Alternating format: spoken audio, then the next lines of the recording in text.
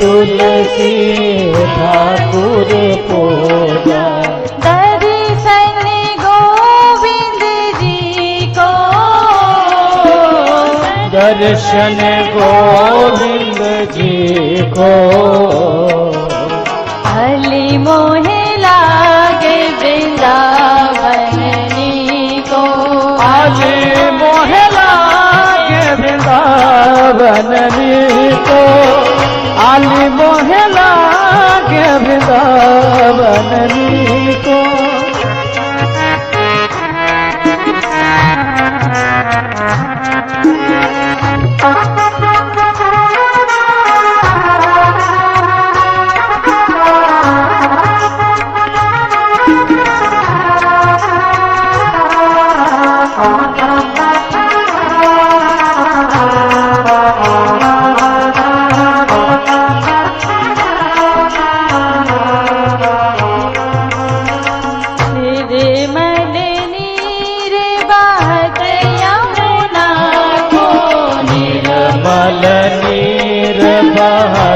यमुना को, निर्मल नीर बहत यमुना को, निर्मल नीर बहत यमुना को।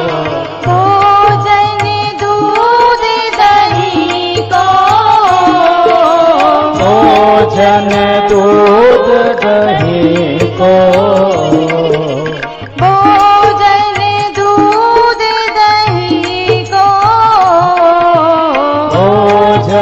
दूध दही को। भली मोहे लागे वृंदावन को, भली मोहे लागे वृंदावन को। भली मोहे लागे वृंदावन को, भली मोहे लागे वृंदावन को।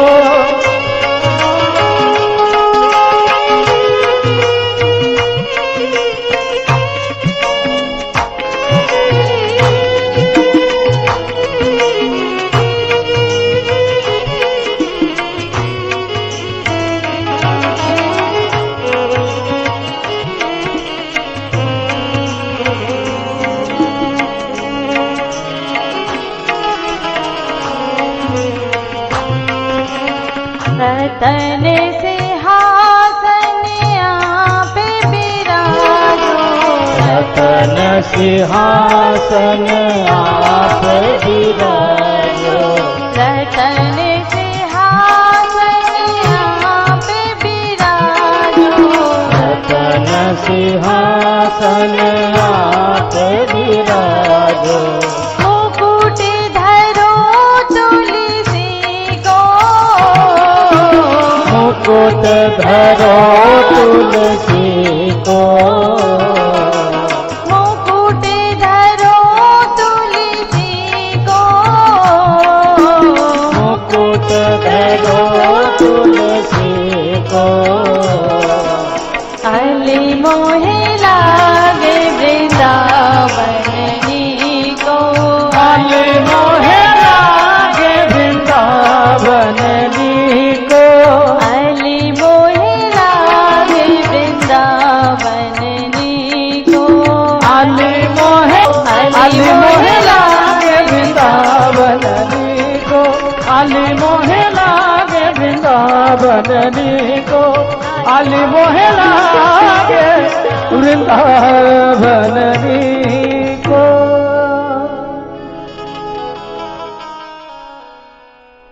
बोले कृष्ण कन्हैया लाल की जय हो। बाके हरि लाल की जय हो। आज 12:30 बज चुके हैं और हमारी माताएं अभी सेवा कर रहे हैं घर में।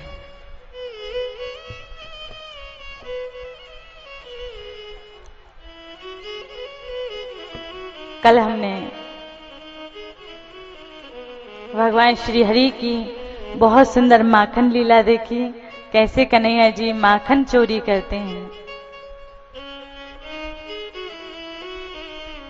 महामाया त्रिपुरा सुंदरी के अनुग्रह से आशीर्वाद से हमें ये सौभाग्य मिला है श्रीमद् भागवत महापुराण सुनने का।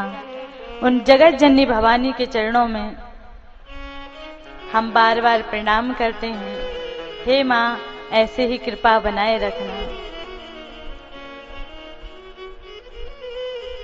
वो जगत जननी भवानी जिसको ताज पहनाना चाहे उसे ताज पहना देती हैं, और जिसे आसन से नीचे गिराना हो, सिंहासन से नीचे गिराना हो, उसे वहां से गिरा दिया करती हैं, क्योंकि वो शक्ति हैं और शक्ति के बिना जीव कुछ भी नहीं कर सकता। अगर एक व्यक्ति है और वो अचानक से किसी अनहोनी में पड़ जाए, अचानक से किसी ऐसी नदी में गिर जाए जिसमें वो बहाव हो, उसमें बड़ा तेज है, और उसमें अगर शक्ति होगी, सामर्थ्य होगी, तो वो उस नदी से बाहर निकल आएगा। क्यों? क्योंकि शक्ति है। और अगर शक्ति नहीं हुई, वो जगत जननी भवानी उसके शरीर में व्याप्त ना हुई, तो फिर वो उस नदी से बाहर नहीं निकल सकता। शक्ति के बिना जीव कुछ भी नहीं कर सकता। शक्ति ही सब कुछ है। उस महामाया त्रिपुरा सुंदरी की शक्ति लेकर ही हम अपने पैरों पर खड़े हुए हैं। बिना शक्ति के तो भैया पैरों पर भी नहीं खड़ा हुआ जा सकता। शक्ति सर्वश्रेष्ठ से है और जगत जननी सबसे आगे है। वो भवानी सबसे आगे है। उन माता को, उन जगत जननी को हम बार बार प्रणाम करते हैं। हे माँ, हमको ऐसे ही शक्ति देना, सामर्थ्य देना, ताकि हम दुखों से, कष्टों से जूझ कर और आपकी आराधना में, आपकी सेवा में लगे रहें।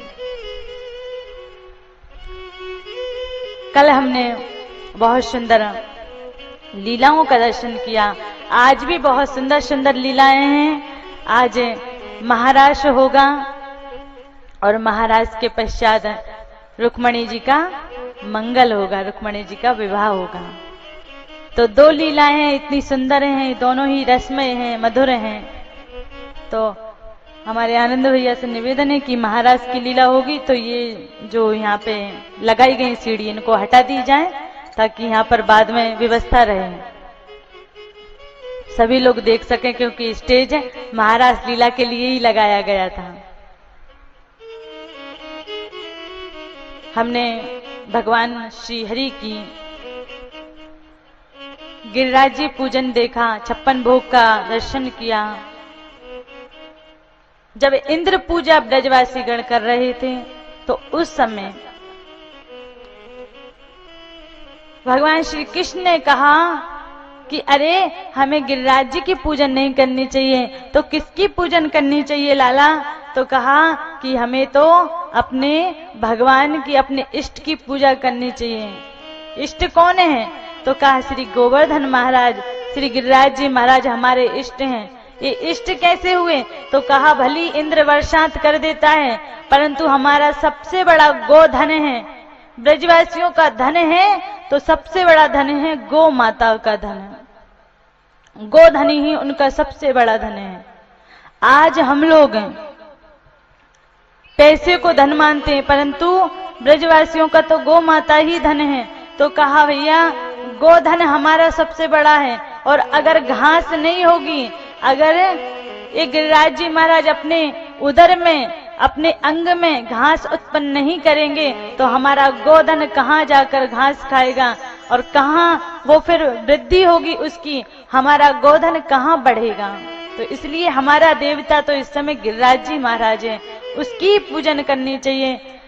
कन्हैया जी के कहने पर सब ब्रजवासी गणों ने 56 भोग लगाए हैं और गिरिराज जी महाराज का पूजन किया है। इस बात का पता इंद्र को चल गया। इंद्र को बहुत तेज गुस्सा आ गया। मेरा पूजा ना करके इस समय इन्होंने एक पर्वत का पूजन किया है, तो इंद्र को बहुत तेज गुस्सा आया और गुस्से में आकर इंद्र ने मेघों को कहा कि तुम जाओ, जाकर बहुत तेज वर्षा करो, इतनी तेज वर्षा करो कि एक भी ब्रजवासी जीवित नहीं रहना चाहिए, सारे ब्रजवासी मर जाएं। मेघमाला आई है और भयंकर हवा चलने लगी, भयंकर वर्षात होने लगी, मूसल की धार के समान वर्षा हो रही है। जिस व्यक्ति के ऊपर वो धार पड़ जाए मानो वो अपने प्राणों को ही छोड़ दे, ऐसी भयंकर वर्षा हो रही है। उस वर्षा में सब ब्रजवासीगण कोई अपनी तगाड़ी को उल्टी करके, कोई अपनी कढ़ाई को उल्टी करके कन्हैया जी के पास भागे हैं और कहा, लाला हमने तो तोते पहले ही कही कि तू इंद्र की पूजा कर लेने दे, मगर तूने इंद्र की पूजा ना करने दी, या ते हमें इतना संकट झेलना पड़ा है। तो कन्हैया जी ने कही, जा देवता की तुमने पूजा करी ना, वो इतना सामर्थ्यवान है कि तुम्हारी रक्षा कर सके। तो कन्हैया जी सब ब्रजवासियों को लेकर जहां श्री गिरिराज जी महाराज थे वहां गए हैं और कन्हैया जी ने अपनी एक उंगली पर श्री गोवर्धन महाराज को अपनी उंगली पर उठा लिया। सब ब्रजवासियों से कहा, हे ब्रजवासी गणों, इसके नीचे आ जाओ। सारे ब्रजवासी उसके नीचे हो गए और वहां पर सुरक्षित हो गए, बरसात में सुरक्षित हो गए हैं। अब ब्रजवासियों ने सोचा कि भैया हमने यह पर्वत को उठा रखो है, क्योंकि उनने अपनी अपनी लाठी लगा ली। पर कन्हैया जी ने कही, तुम अभिमान मत करो, ये गिरिराज जी को तो मैंने उठा रखो है।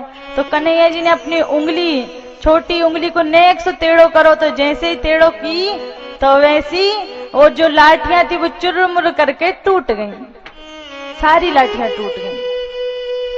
तो ब्रजवासियों ने कही, भैया हमने ना गिरिराज जी धारण कर रखो, वह कन्हैया ने ही धारण कर रखो है।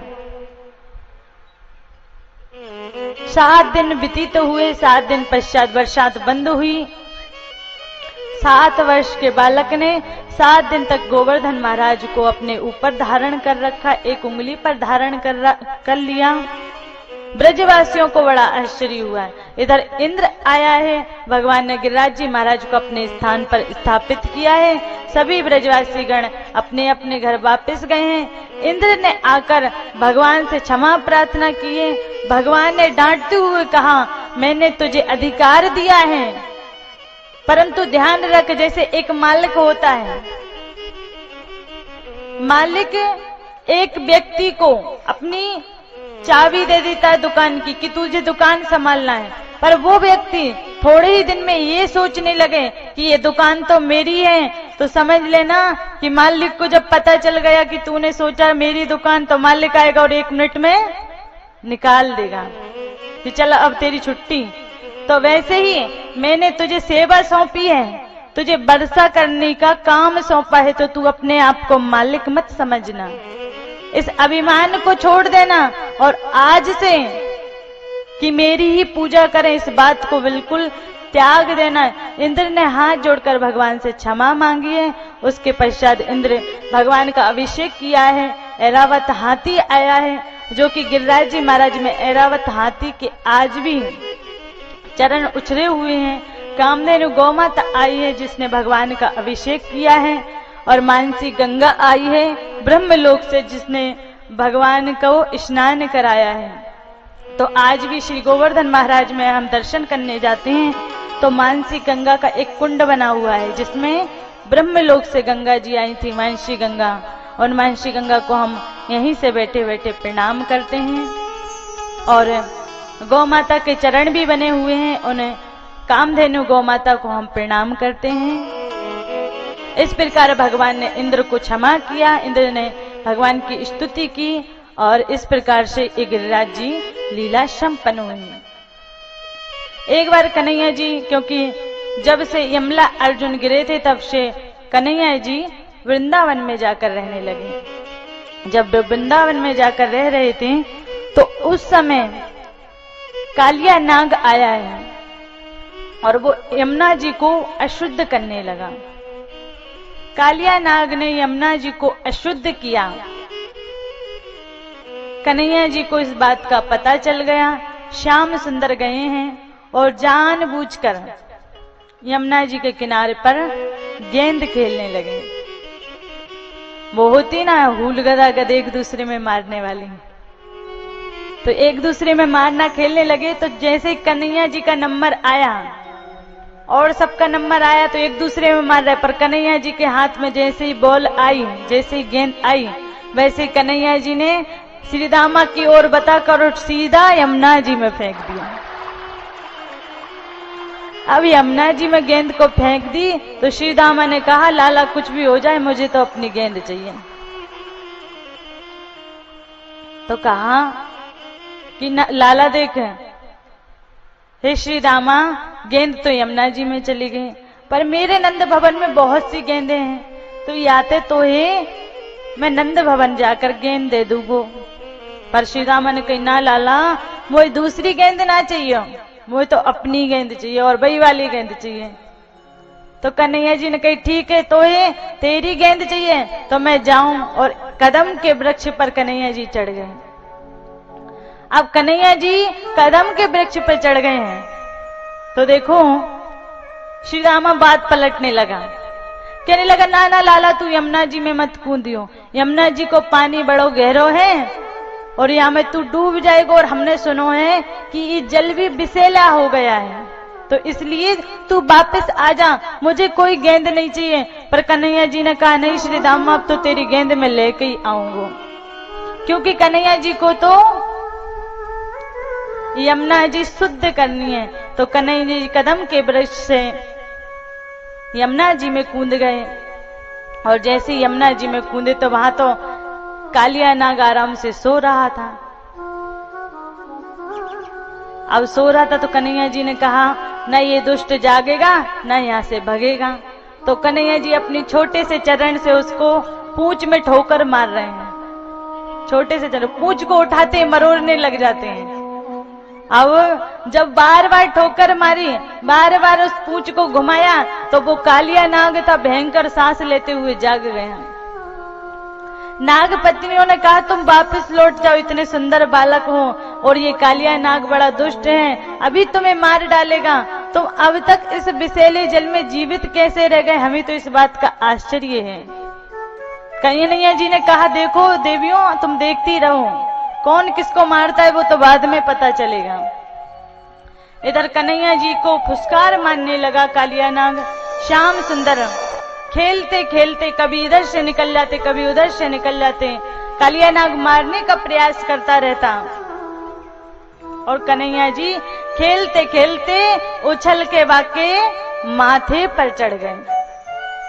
और जैसे ही माथे पर चढ़े तो कन्हैया तो टेढ़े हैं ही सही, अब टेढ़े हैं तो वो तो टेढ़े टेढ़े काम करें, तो वहां पर जाकर कालिया नाग के सिर पर नृत्य करने लगे, नाचने लगे, और एक एक ठोकर से कन्हैया जी ने बस नाग की व सांप की जो मणि थी उन मणियों को तोड़ने लगे।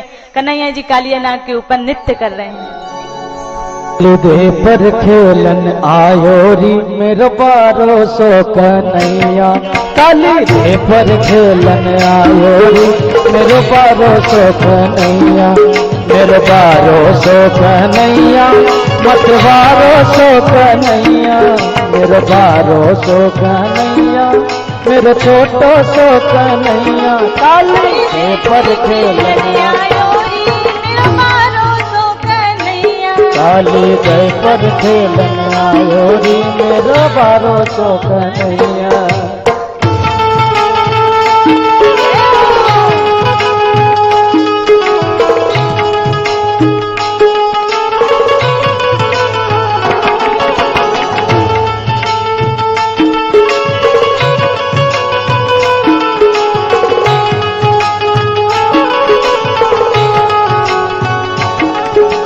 काहे की पट गेंद बनाई,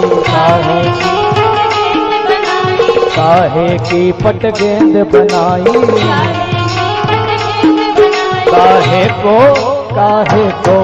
काहे को लायो डंडारी मेरो बारो सो कन्हैया, काहे को लायो डंडारी मेरो बारो सो कन्हैया, मेरो बारो सो कन्हैया, प्यारो प्यारो सो कन्हैया, मेरो बारो सो कन्हैया, मतवारो सो कन्हैया, काले पर खेलन आयोरी मेरो बारो सो कन्हैया, काले पर खेलन आयोरी मेरो बारो सो कन्हैया।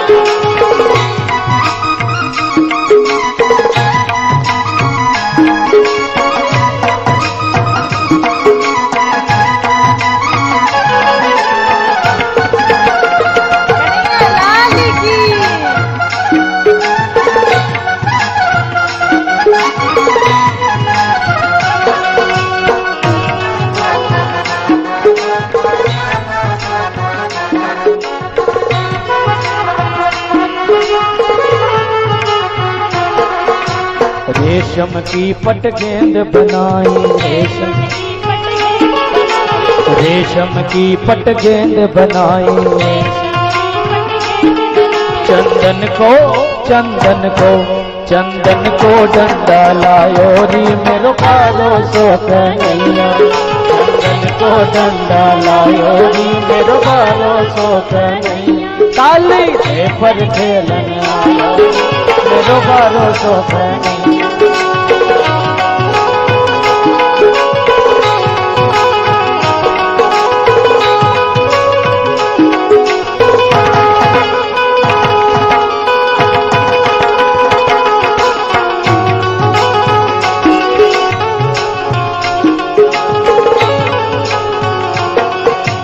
मारी टोल गेंद गई गंग में, मारी टोल गेंद गई गंग में,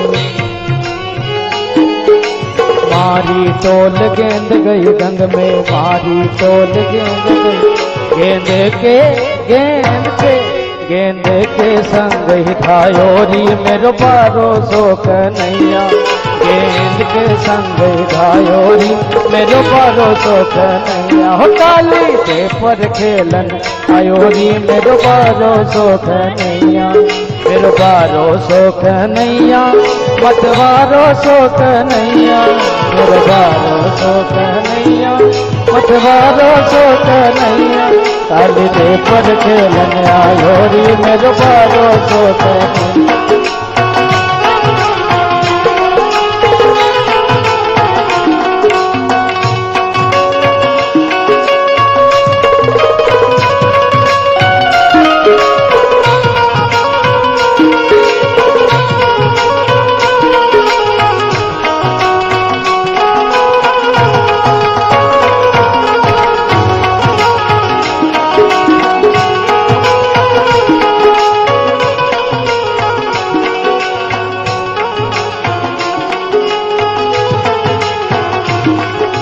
कान्हा जी ने दे हम जाकर, कान्हा जी ने दे हम जाकर, कान्हा जी ने दे हम जाकर, कान्हा जी नाग को जाय जगायो री मेरो पारो सो कन्हैया, नाग को जाय जगायो री मेरो पारो सो कन्हैया, काल दे पर खेलन आयो री मेरो पारो सो कन्हैया, मेरो पारो सो कन्हैया, मतवारो सो कन्हैया, मेरो पारो सो कन्हैया, प्यारो प्यारो सो कन्हैया, काली दे पर खेलन आयो री मेरो पारो सो कन्हैया, काली दे पर खेलन आयो री मेरो पारो सो कन्हैया, ओ मेरो पारो सो कन्हैया, ओ मेरो पारो सो कन्हैया, ओ मेरो पारो सो कन्हैया। और गोपाल कृष्ण भगवान की जय हो, भागवत महापुराण की जय हो। प्रेम से बोलेंगे, प्रेम से बोलेंगे। राधे राधे। ये आनंद की घड़ी पूर्ण होने जा रही है, आज और कल, फिर बस, फिर हम आपसे विदाई लेंगे और आप हमसे। जैसे जैसे आनंद नीचे की ओर जा रहा है, वैसे वैसे दिल हो रहा है और बढ़ जाता है, तो कितना अच्छा होता है, कितना अच्छा होता है। ये आनंद बस चलता ही रहता है और इस आनंद को हम लोग लूटते ही रहते हैं। देखो, जितना तुम्हें सुनने में आनंद आता है ना, तो रसमय भक्त अगर बैठे हो ना, तो हमें भी सुनाने में उतना ही आनंद आता है। आप सभी भक्तों के बीच में रहने पर हमें भी आनंद की अनुभूति हो रही है। बहुत अच्छा लगता है, आप लोगों के बीच में आ जाते हैं, सुबह से शाम तक भगवान की, हरि की चर्चा करते हैं। इससे अच्छा जीवन और क्या हो सकता है। उन भगवान की कहना, उन भगवान की सुनना, इसके अलावा और कहीं ध्यान नहीं, कहीं मन नहीं। यही जीवन की सार्थकता है जो कि हम सभी लोग प्राप्त कर रहे हैं। कन्हैया जी ने कालिया नाग के ऊपर नृत्य किया है। एक ठोकर में तो उसकी एक एक मणि को चिटका दिया। खून निकलने लगा मुख के द्वारा। बहुत परेशान हो गया, प्राण निकलने वाले हो गए। उस समय देवियों ने देखा, नाग पत्नियों ने देखा, नागनों ने देखा, तो आकर हाथ जोड़ ली, कन्हैया जी हम जान गए आप साक्षात भगवान हैं, आप साक्षात ईश्वर हैं, पर हमारी इतनी प्रार्थना है। प्रभु आपने, कहते हैं कि राम जी जब गए थे वनवास तो उस समय केवट के ऊपर कृपा की थी। जब उसने चरण धुलाए थे तो कहा आपने केवट के ऊपर कृपा की, तो उसने तो केवल आपके चरण धुला के जल अपने ऊपर डाला था, और आपने बलि के ऊपर कृपा की कि एक चरण उसके सिर पर रख दिया। पर प्रभु हमारे पति के ऊपर तो आपने कुछ ज्यादा ही कृपा कर दी, उसके कृपा के हमारे प्राण ही निकल जाएंगे। दोनों पैरों को चढ़े हुए आप तो उतरना ही नहीं चाहते। तो नाथ कृपा करो, पर इतनी कृपा मत करो कि हम विधवा हो जाएं। तो आप नीचे उतर आइए।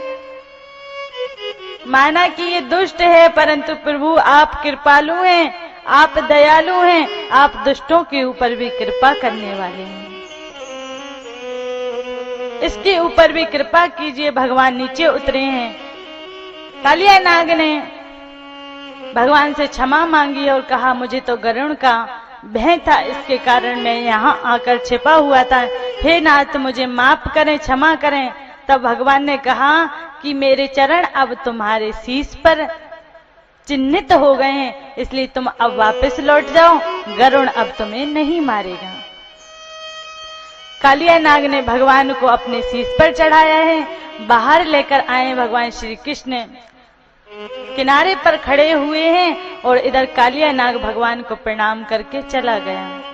सब ब्रजवासी जो कि इस बात का पता चलने पर कि कन्हैया जी यमुना जी में कूद गए, सब ब्रजवासी आ गए थे। आधे तो बेहोश ही हो गए थे, यशोदा मैया को तो सुध भी नहीं था।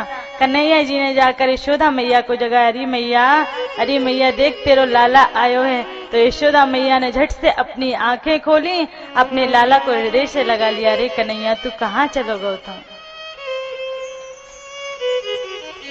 सब ब्रजवासी घर वापिस गए हैं। इधर गोपियों को,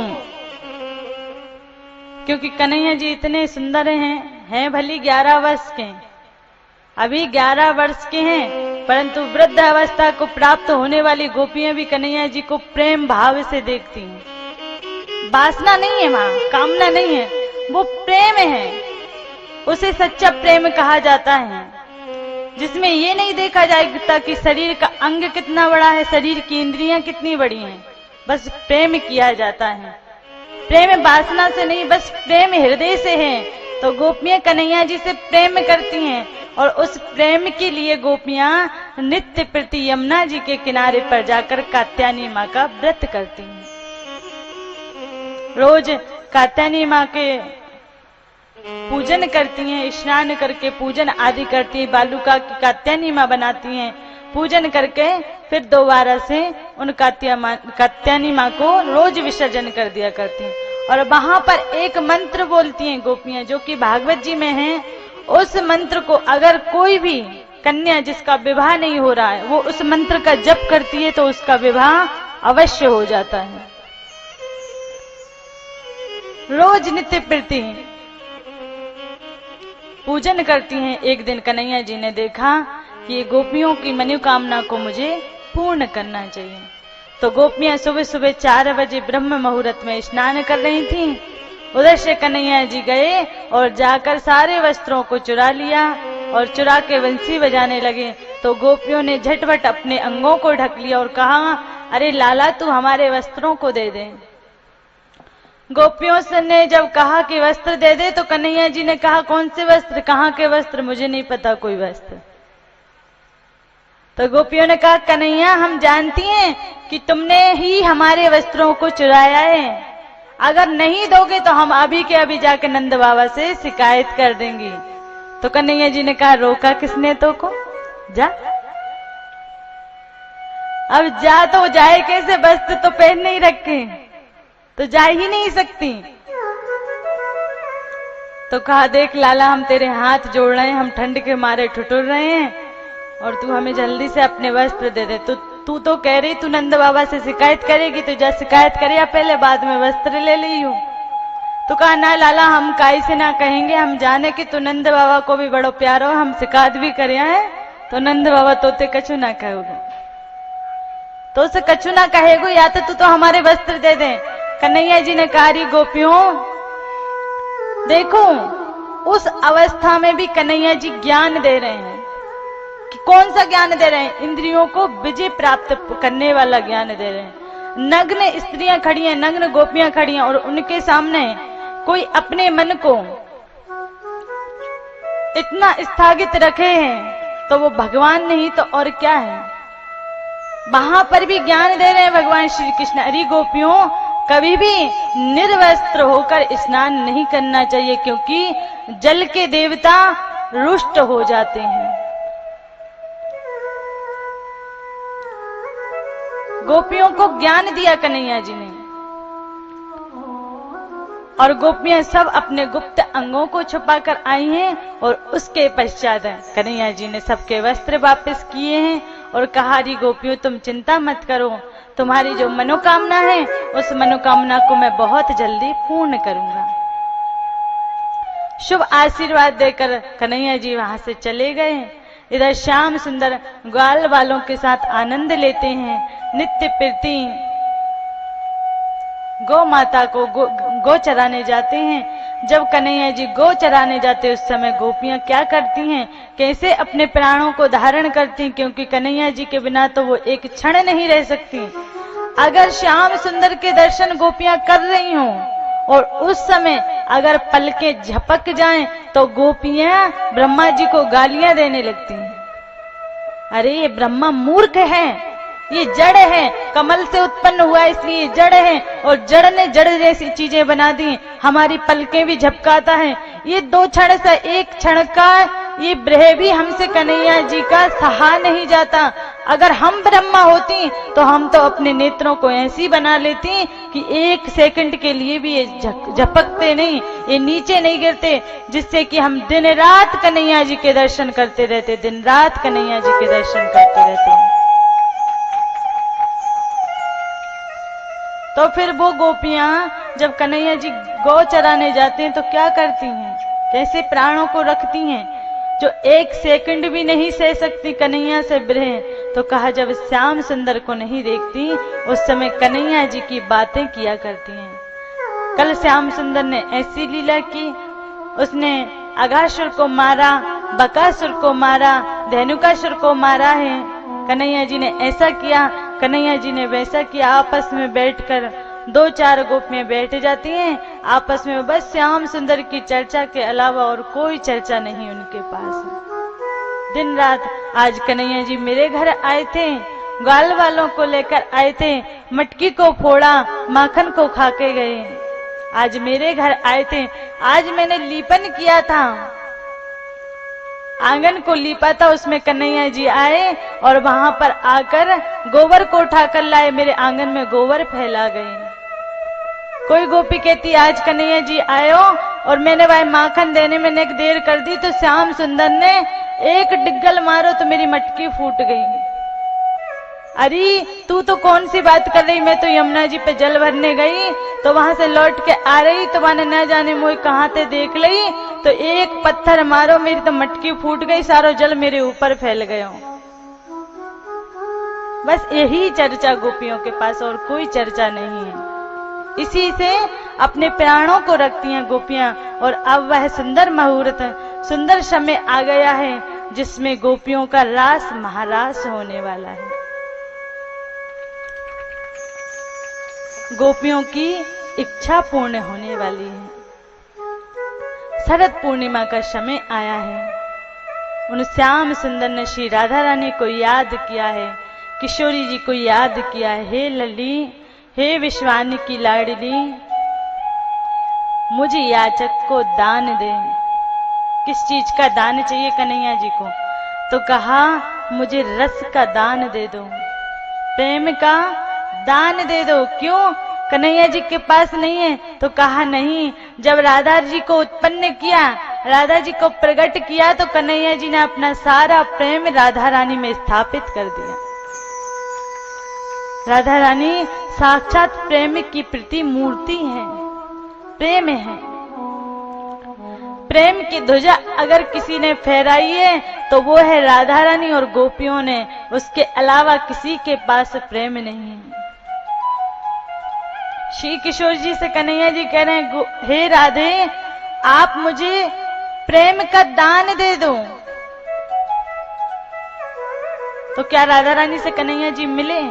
तो कहा नहीं, मिले नहीं, वो बैठे हुए हैं अपने भवन में, अपने आंगन में, और चंद्रमा में श्री राधा रानी की छवि दिख रही है।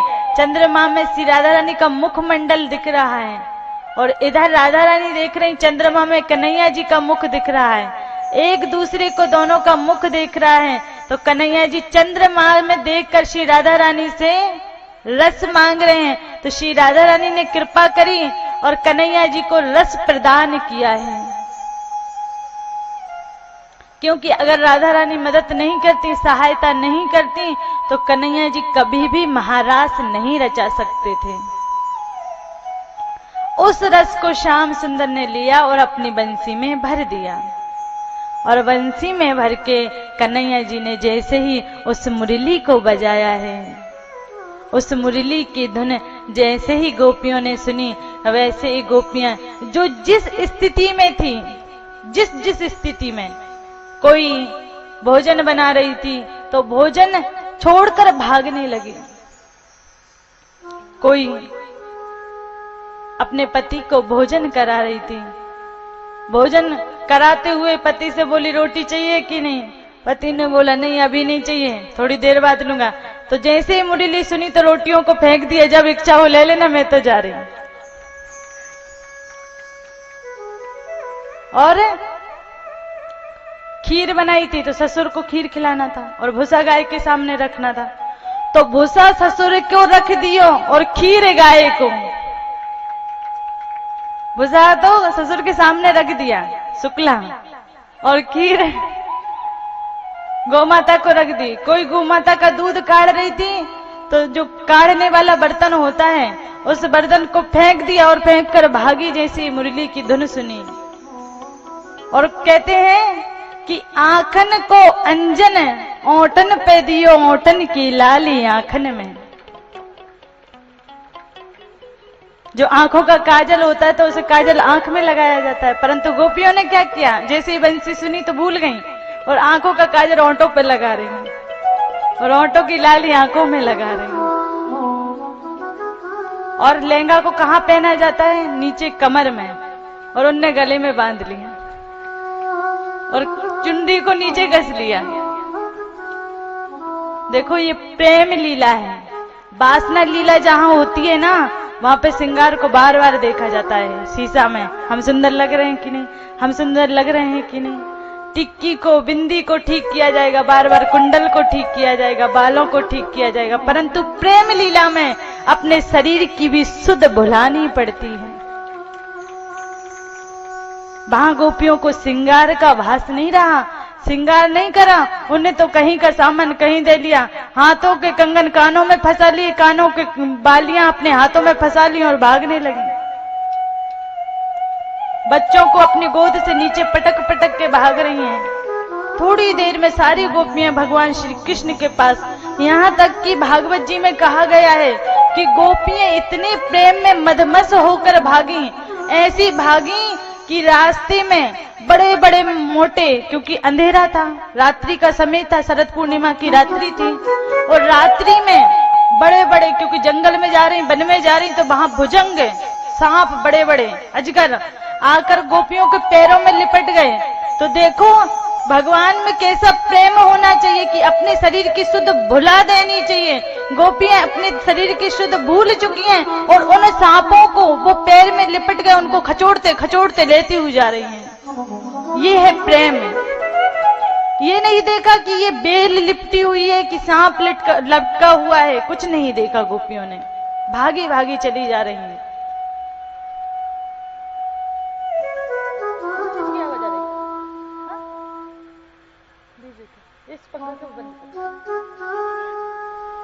अच्छा डीजे बज रहा है। हाँ कहा आवाज आ रही, तो हमने बोला कहाँ की आवाज आ रही, तो कहा डीजे बज रहा है बाहर।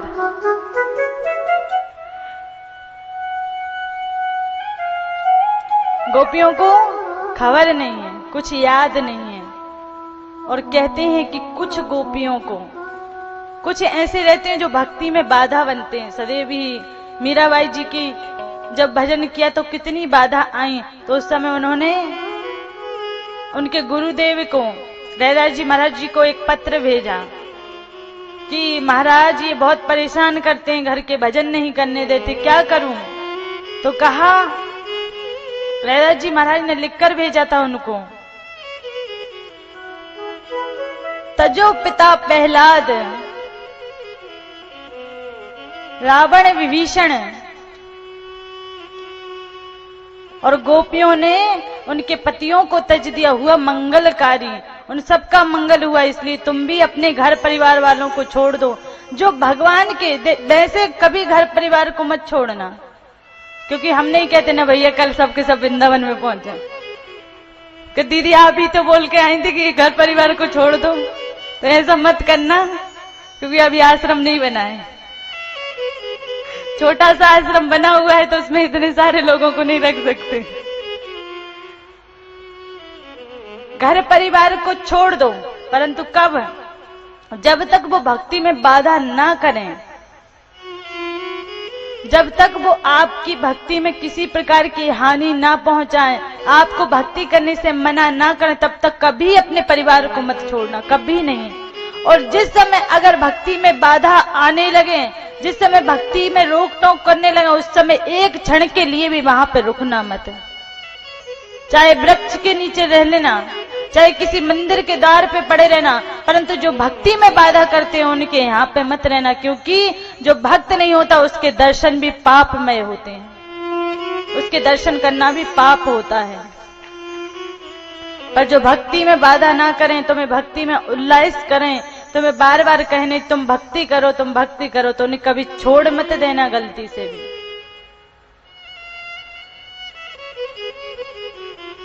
गोपियों को कुछ ब्रजवासियों ने रोक लिया, नहीं जाने दिया, द्वार में बंद कर दिया। तो कहते हैं भगवान ना तो पाप से मिलते हैं और ना पुण्य से मिलते हैं। भगवान पाप से भी नहीं मिलते और पुण्य से भी नहीं मिलते। अधिक पुण्य होते तब भी भगवान बाधा होती है भगवान के मिलने में। तो इन गोपियों के कुछ पाप थे और कुछ पुण्य थे। जब गोपियों को बंद किया गया, द्वारों में कमरों में बंद कर दिया, तो उस समय गोपियों को इतना दुख हुआ, इतना दुख हुआ,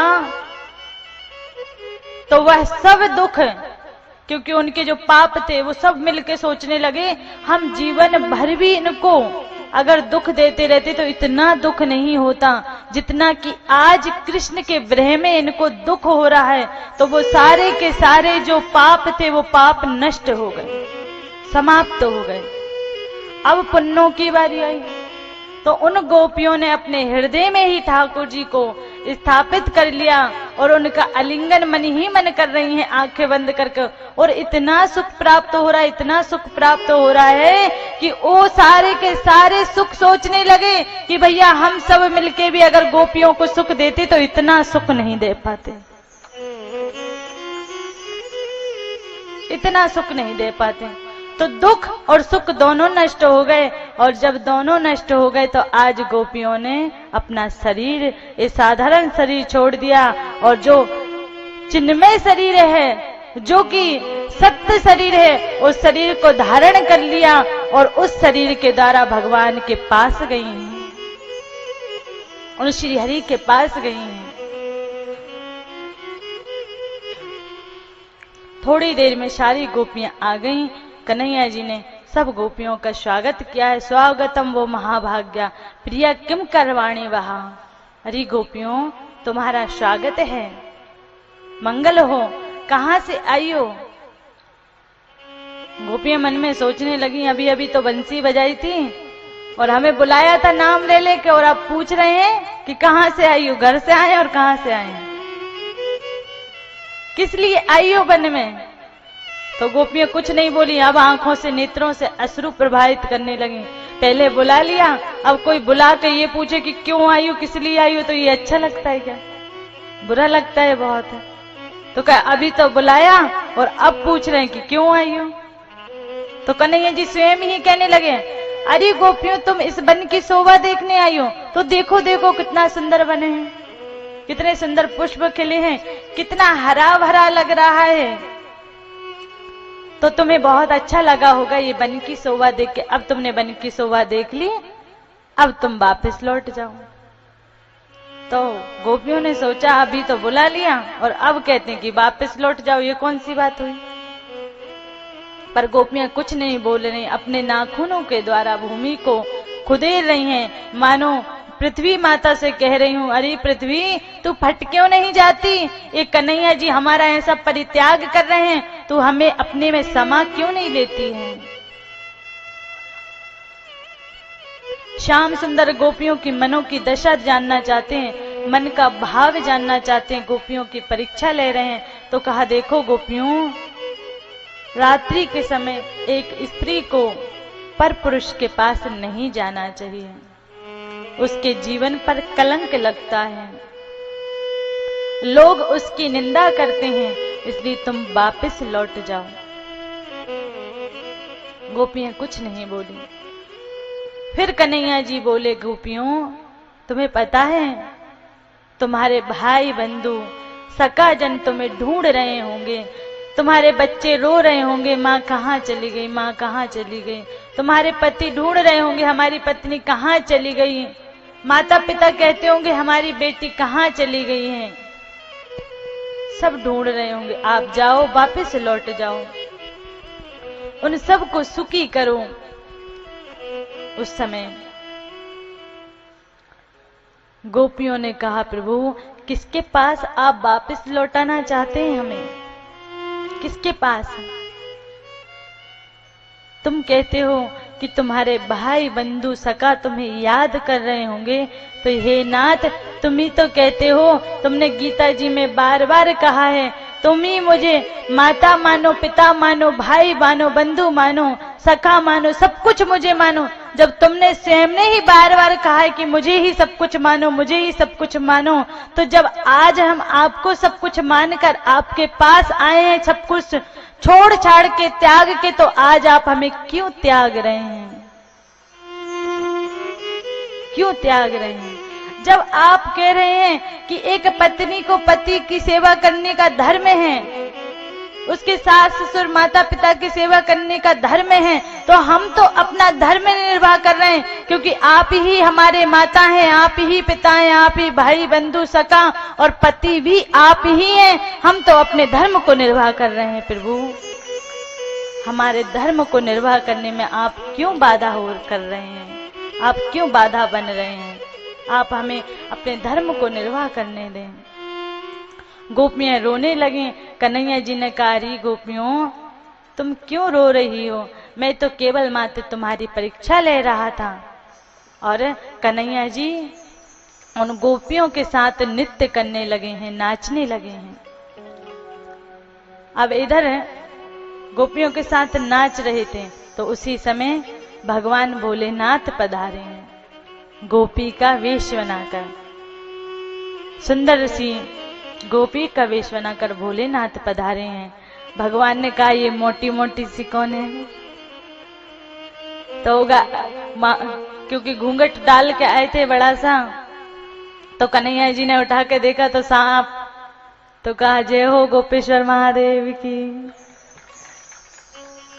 आज भी बंसी बट पर भगवान भोलेनाथ गोपी रूप में आए हैं, तो वहां पर आज भी स्थान बना हुआ है। सुंदर से महादेव हैं जिनके आज भी दर्शन और रोज नित्य प्रति भोलेनाथ का श्रृंगार होता है। गोपी रूप में सखी बनते हैं आज भी, तो भोलेनाथ भी गोपी रूप में आए हैं। तो आइए भजन के माध्यम से गोपी रूप में भगवान आए हैं। अभी महाराज बाकी है, अभी और कथा है, तो महाराज में हम प्रवेश करेंगे। अभी एक दिन हो भोला भंडारी बनकर सुंदर नारी बिरज में आ गए हैं, बिरज में आ गए हैं।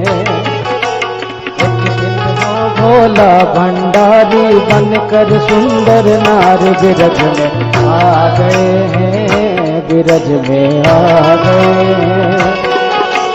पार्वती जी मना के हारी, पार्वती जी मना के हारी, ना माने त्रिपुरारी बिरज में आ गए हैं, बिरज में आ गए हैं। एक दिन वो बोले भंडारी बनकर सुंदर नारी बिरज में आ गए हैं, बिरज में आ गए हैं।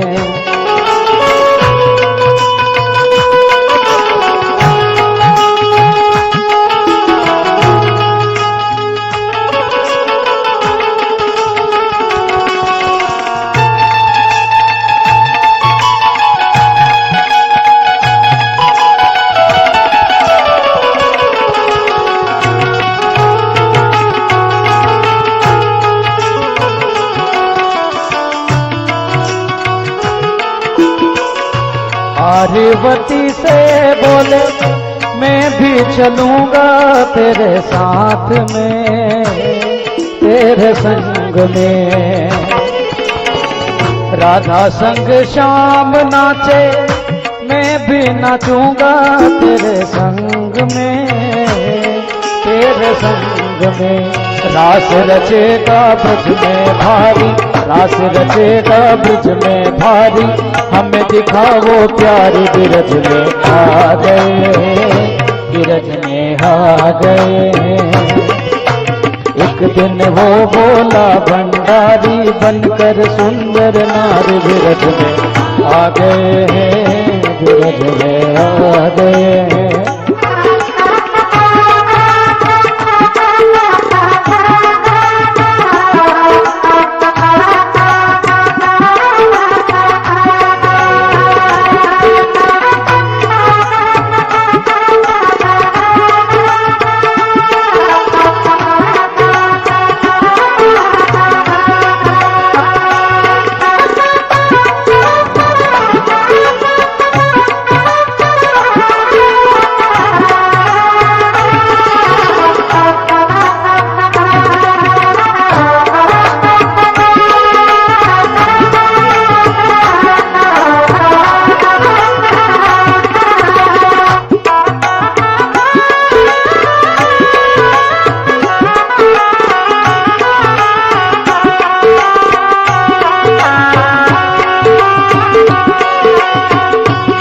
मेरे भोले स्वामी कैसे ले जाऊं उस रास में, उस रास में।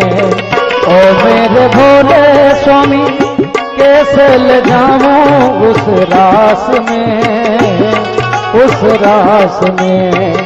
मोहन के सिवा वहाँ कोई पुरुष ना जाए रास में, उस रास में। हंसी करेगी ब्रज की नारी, हंसी करेगी ब्रज की नारी, मानो बात हमारे बिरज में आ गए, बिरज में आ गए। एक दिन वो भोला भंडारी बनकर सुंदर नारी। क्योंकि कन्हैया जी सब गोपियों के साथ नृत्य कर रहे थे, नाच रहे थे, तो थोड़ा सा अभिमान हो गया कि अरे जितने हम सौभाग्यशाली उतना दुनिया में कोई नहीं है, हम बहुत सौभाग्यशाली। क्यों? क्योंकि कन्हैया जी हमारे साथ नाच रहे हैं, कृष्ण हमारे साथ नाच रहा है, इसलिए हम सौभाग्यशाली हैं।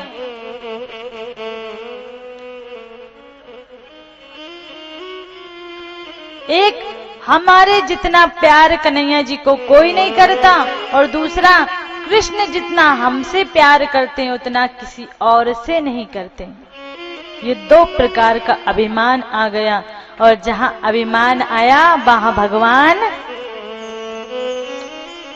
अभिमान कहते ना कि एक मयान में दो तलवार नहीं रह सकती, या तो अभिमान रहेगा या फिर भगवान रहेगा।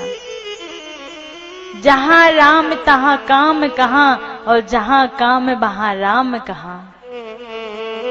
जहाँ भगवान श्री राम जी रहते हैं वहां पर काम नहीं रहता, और जहाँ काम रहता है वहां भगवान रह ही नहीं सकते। अदर गोपियों को अभिमान हो गया, और जैसे ही अभिमान हुआ तो कन्हैया जी गोपियों को छोड़ के चले गए। कहाँ चले गए? तो यही तो सबसे बड़ी समस्या है। श्याम सुंदर कहीं जा ही तो नहीं सकते, क्योंकि हरि व्यापक सर्वत्र समाना। भगवान तो हर एक स्थान पे रहता है, वो जाए तो जहाँ जाए कहाँ, बस केवल मात्र अदृश्य हो गए थे तो वहीं पर अदृश्य हो गए, और जैसे ही अदृश्य हुए वैसे ही गोपियां कन्हैया जी को ढूंढने लगी। अब गोपियां कन्हैया जी को ढूंढ रही हैं तो लताओं से, वृक्षों से पूछ रही हैं, तुमने कृष्ण को देखा है? उन श्याम सुंदर को देखा है? हे खगमग नयनी तुम देखे मोहन, हे खग, हे वृक्षों तुमने कृष्ण को देखा है? हे तुलसी, तुम्हें तो श्याम सुंदर सबसे अधिक प्रेम करते हैं, तो क्या तुमने अपने प्रियतम श्री कृष्ण को देखा है? अरे बड़ी बड़ी नेत्रों वाली हिरणों, तुम्हारे नेत्र बड़े हैं, तुमने कृष्ण को अवश्य देखा होगा, क्योंकि तुम्हारे नेत्र अति चंचल हो रहे हैं। कहाँ है कृष्ण? देखा है कृष्ण को? वृक्षों से पूछती हैं, लताओं से पूछती हैं, तुम वृक्षों में बड़ी लिपट रही हो, लगता है कृष्ण ने तुम्हें स्पर्श किया है, और कृष्ण प्रेम स्वरूप हैं, जब उनने तुम्हें स्पर्श किया तो तुमसे वो प्रेम समाया नहीं, इसलिए तुम वृक्षों से लिपट गई। वृक्षों से पूछ रही हैं, मुझे लगता है कि तुम्हें कृष्ण ने छुआ है, इसी कारण तो तुम एकदम धरती में झुके जा रहे हो, लगता है प्रेम तुमसे झिल नहीं रहा। रोती जा रही हैं, कृष्ण के बारे में पूछती जा रही हैं, रोती जा रही हैं। आगे बढ़ने लगी तो रास्ते में देखा कि एक नहीं 2 चरण हैं। वो 2 चरण किसके हैं? एक श्याम सुंदर का है और एक राधा रानी का है। एक कन्हैया जी का है और एक राधा रानी का है। तो गोपियों का एक अभिमान तो चला गया कि जितना प्यार हमसे करते हैं तो उन्हें लगने लगा कि हमसे ज्यादा वो किसी और गोपी को भी प्रेम करते हैं, हमसे भी ज्यादा कोई उनकी प्यारी है। ये अभिमान चला गया, पर दूसरा अभिमान अभी भी बना हुआ है कि हम जितना कन्हैया से प्यार करते हैं उतना और कोई गोपी और कोई नहीं करता। तो भगवान इस अभिमान को भी दूर करना चाहते हैं। आगे गए तो देखा कि अब एक चरण नहीं, केवल एक ही चरण है, केवल कृष्ण भगवान के ही चरण हैं, और वो अधिक से अधिक धसे हुए हैं, अंदर हैं। तो उन्हें विश्वास हो गया कि उस गोपी, जिस गोपी को कन्हैया जी लेकर गए हैं, वह गोपी के चरण दर्द होने लगे होंगे, दुखने लगे होंगे। तो श्याम सुंदर ने उसे अपने कंधे पर बिठा लिया है। और आगे गई तो उछल उछल के किसी ने फूलों को तोड़ा है, तो पंजे के निशान बने हुए हैं। तो जान गई, उस गोपी ने कहा होगा कि कृष्ण मुझे ये पुष्प बड़े प्यारे लग रहे हैं, इन पुष्पों को तोड़ दो। तो श्याम सुंदर ने इन पुष्पों को तोड़ा है। थोड़ी और आगे गई तो वहां पर चरण दिखाई दिए, घुटने के निशान दिखाई दिए। तो जान गई कि यहाँ पर वो गोपी बैठी होगी, और जब बैठी होगी वो राधा रानी बैठी होगी यहाँ, तो कन्हैया जी ने अपने हाथों से घुटने के बल बैठकर अब उनकी जटाओं में, उनके बालों में उन फूलों को गुथा होगा। जान गई, देखती जा रही हैं। राधा रानी भी, गोपियों का जो दूसरा अभिमान है, उस अभिमान को दूर करने के लिए राधा रानी ने एक लीला की। कन्हैया जी से कहने लगी, श्याम सुंदर तुम तो वन वन में भटकते रहते हो, गायों के पीछे घूमते रहते हो, तो तुम्हें तो आदत है वन में घूमने की, परंतु हमें ऐसी आदत नहीं है। अरे कन्हैया, हम कभी वन में नहीं चले, हम तो राजकुमारी हैं, हम तो महल में ही रहते हैं, तो इसलिए आप चाहे जहां मुझे रख लो, पर मैं अब कहीं जाऊंगी नहीं। कहने का भाव राधा रानी का कि आप उठाकर रख लो तो ले चलो, नहीं तो मैं यहीं बैठ जा रही हूँ। कन्हैया जी ने कहा ठीक है राधा रानी। और जैसे ही श्याम सुंदर नीचे बैठे हैं, राधा रानी उनके ऊपर बैठने लगी। कंधे पर बैठ ही रही थी कि श्याम सुंदर वो कन्हैया जी वहां से भी अंतर ध्यान हो गए। अंतर ध्यान हुए तो राधा रानी का तो ऐसा प्रेम है भैया कि उसको तो वो स्वयं भी नहीं संभाल सकती। जैसे ही कृष्ण गए वैसे ही राधा रानी बेहोश होकर गिर गईं। इधर गोपियां पीछे पीछे ढूंढती ढूंढती गईं और जाकर देखा एक गोपी बहुत तेज बुखार है, पड़ी हुई है बेहोश अवस्था में, जल का छिड़काव किया है, आंखें खोली हैं। तो कृष्ण कृष्ण कहकर श्री राधा रानी ने आंखें खोली हैं, चारों तरफ देखा गोपियां ही गोपियां खड़ी हुई हैं। तो कहा कृष्ण कहाँ गए, कृष्ण कहाँ गए? गोपियों ने कहा अवश्य कृष्ण इधर से ही गए हैं। अरे गोपी, वो तुझे भी छोड़ के चले गए। तो देखो अब गोपियों का दूसरा अभिमान भी चला गया। पहला अभिमान कौन सा? जितना कृष्ण हमसे प्यार करते हैं उतना किसी से नहीं करते। तो राधा रानी को लेकर साथ गए तो जान गए कि राधा रानी से ज्यादा प्यार करते हैं हम, गोपियों से ज्यादा भी कन्हैया जी राधा रानी को प्यार करते हैं। परंतु जब आगे चलकर श्री राधा रानी को बेहोश अवस्था में पड़े हुए देखा तो जान गए कि जितना प्यार श्री राधा रानी करती है कृष्ण से, उतना प्यार तो हम भी नहीं करते। राधा रानी से कृष्ण दूर गए तो मूर्छित अवस्था को प्राप्त हो गए। राधा रानी मूर्छित हो गई और हमारे से दूर कृष्ण गए तो हम तो उन्हें ढूंढते रहे, हम तो मूर्छित भी नहीं हुए। तो इसका मतलब राधा रानी कन्हैया जी से बहुत प्यार करती हैं। दोनों अभिमान चले गए और अब गोपियों का अभिमान चला गया। गोपियां कृष्ण को ढूंढने के लिए आगे बढ़ने लगी। तो राधा रानी ने कहा गोपियों अंधकार में मत जाओ, कृष्ण और आगे चले जाएंगे। हमारे प्रियतम को, हमारे कृष्ण को कष्ट हो ये हम कभी सहन नहीं कर सकते। हमारे प्रियतम को कष्ट हो, इसलिए तुम जो वस्तु जहां खोई जाती वो वापस वहीं मिलती, इसलिए चलो यमुना जी के किनारे पे चलते हैं। श्री राधा रानी सब गोपियों को लेकर यमुना जी के किनारे पर आई हैं और वहां पे आकर कृष्ण कृष्ण पुकारने लगी, हे कृष्ण कहाँ हो तुम, हे कृष्ण कहाँ हो तुम। और कृष्ण कृष्ण करते हुए गोपियां कृष्ण स्वरूप हो गई, कृष्ण रूप में हो गई। एक गोपी कृष्ण बन गई और चुनरी को उड़ा लिया और कहा कि देखो मैं कृष्ण हूँ, मैंने गिरिराज जी को अपनी उंगली पर धारण कर रखा है। तुम सब ग्वाल बाल सब लोग आ जाओ, सारे ब्रजवासी आ जाओ, इस चुनरी के नीचे, इस पर्वत के नीचे आ जाओ, इंद्र तुम्हारा कुछ नहीं बिगाड़ सकता। कृष्ण बन गई। एक गोपी दूसरी गोपी के ऊपर चढ़ गई और कहा देखो मैं पूतना को मार रही हूं। दूसरी गोपी एक दूसरी गोपी के ऊपर चढ़ के कहने लगी देखो मैं कालिया नाग को मान मर्दन कर रही हूं। कृष्ण स्वरूप हो गई।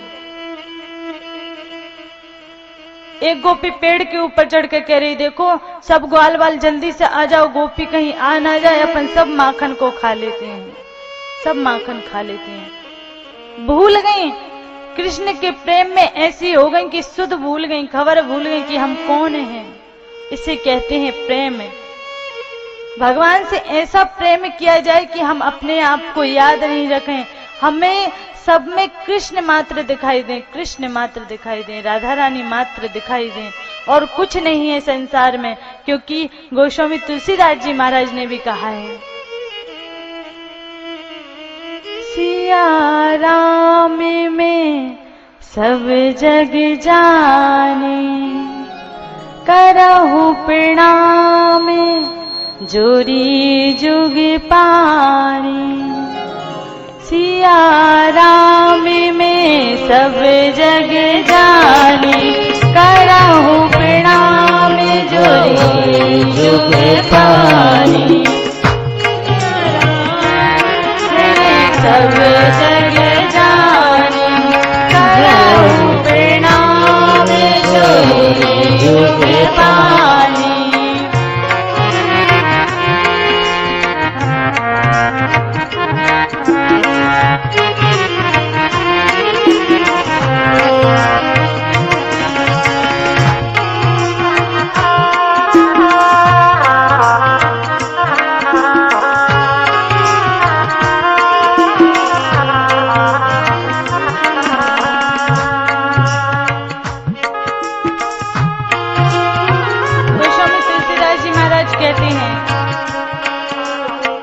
सिया राम स्वरूप है। ये सारा संसार सिया राम के रूप में देखता हूँ। जितनी माता हैं वो सब सीता जी हैं, और जितने पुरुष हैं वो श्री राम हैं। इसलिए गोस्वामी तुलसीदास जी महाराज कह रहे हैं कि सारे संसार को मैं सिया राम के स्वरूप में देखता हूँ। सिया राम में सब जग जानी, सिया राम में सब जग जानी, सिया राम में सब जग जानी, सिया राम में सब जग जानी। करहु प्रणाम जोरी जुग पानी, करहु प्रणाम में जोरी जुग पानी, करहु प्रणाम जोरी जुग पानी, करहु प्रणाम में जोरी जुग पानी। सिया राम में सब जग जानी, सिया राम में सब जग जानी। श्री राम के स्वरूप में देखते हैं। वैसे ही हमारी भावना बन जाए ऐसी कि हम सब में सीता जी को, सब में श्री राम जी को देखने लगे, सब में राधा रानी को, सब में कृष्ण भगवान को देखने लगे। ये भावना बन गई, जिस दिन ये इच्छा बन गई ना, उस दिन झगड़ा सारा खत्म हो जाएगा, क्रोध बैर सब खत्म हो जाएगा। बस आनंद ही आनंद और प्रेम ही प्रेम दिखाई देगा। कोई शत्रु नहीं रहेगा, सब मित्र हो जाएंगे, सब प्रभु हो जाएंगे, सब ईश्वर हो जाएंगे। जब गोपियों ने वहां पर भगवान श्री कृष्ण को तन्मयता में स्वयं ही कृष्ण बन गए, और अब गोपियां गोपी गीत गा रही हैं और भगवान श्री कृष्ण को याद कर रही हैं। कृष्ण, जिन चरणों को हम अपने वक्ष स्थल पर रखने से घबराती हैं, कतराती हैं, उन चरणों के द्वारा आप ना जाने किन कंकड़ों पर, पत्थरों पर चल रहे हैं। क्या आपको कष्ट नहीं हो रहा? क्या आपको दर्द नहीं हो रहा? हे कृष्ण, वापस लौट आइए, वापस लौट आइए। और गोपी गीत गाते हुए, ये भागवत जी का जो गोपी गीत है ये हृदय है, और हृदय से भगवान श्री कृष्ण को गोपियां बुला रही हैं। जयति तेधिकम् जन्मना हृजम् श्रयत इंदिरा शाश्वतत्रहि तैत दृश्यता दीक्षुता काष्ठवी धृता स्वस्या विचिवते शरदुदाशये साधु जात्वस रजीजोदर श्रीमुषादृश सूरतनाथ ते शुल्क दासिका वरद निघ्नतो नेह किं वद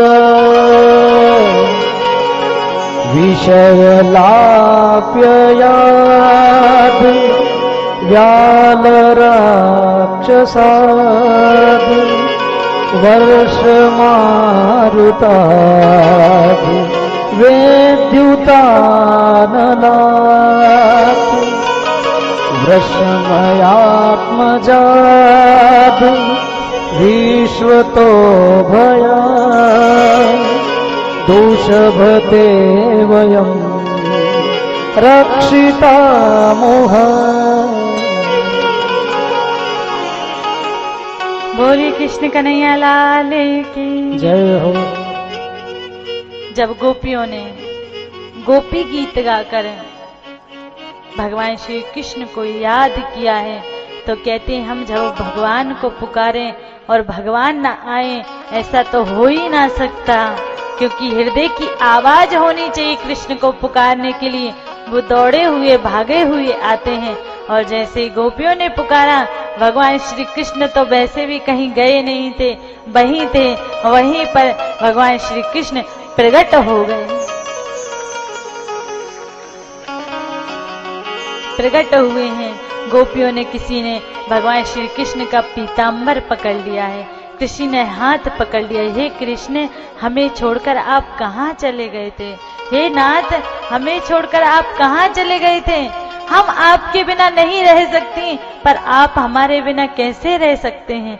कृष्ण ने कहा, गोपियों, जैसे तुम मेरे बिन नहीं रह सकती, वैसे ही मैं भी तुम्हारे बिना नहीं रह सकता।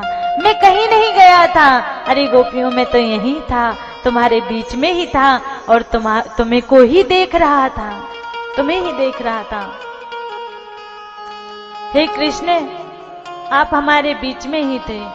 हमने सुना है लोग अलग अलग प्रकार के प्रेम करते हैं। एक प्रेम के बदले में प्रेम किया करता है, एक जो प्रेम नहीं करता उससे भी प्रेम करता है, और एक किसी से भी प्रेम नहीं करता। आप हमसे कौन सा प्रेम करते हैं? तब भगवान श्री कृष्ण ने कहा, गोपियों, जो प्रेम के बदले प्रेम किया करते हैं वो बड़े स्वार्थी हुआ करते हैं, वो स्वार्थी हुआ करते हैं, और ऐसा स्वार्थ भरा प्रेम मैं नहीं किया करता। तो कौन सा प्रेम करते हैं? और जो प्रेम ना करने वालों से भी प्रेम करते हैं, वो केवल मात्र माता पिता होते हैं। उनका बालक प्रेम करे या ना करे, पर माता पिता तो प्रेम करते हैं।